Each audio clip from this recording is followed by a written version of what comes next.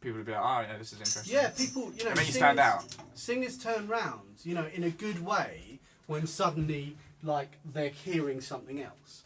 And I know it's all kind of polite stuff, but, what happens when I do the same with the tambourine?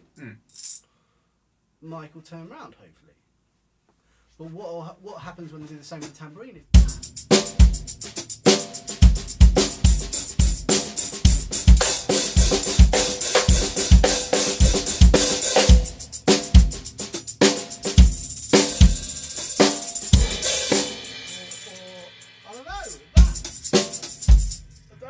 As much, but like, why not try stuff? And this kind of stick thing, that's actually really cool because it feels like a stick already.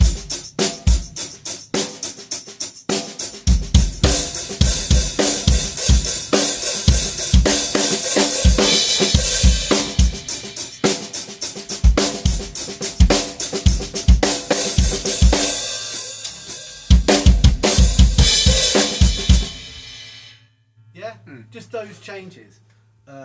Cool. Adele, same question? I think just thinking about the smaller thoughts that you need to put into your playing when you're doing this kind of percussion stuff that makes it sound better.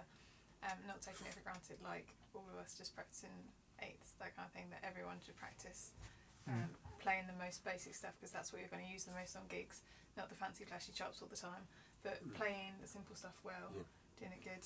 And finding different ways to do it, like you said about playing 16ths forwards and backwards. I'd never heard of that before.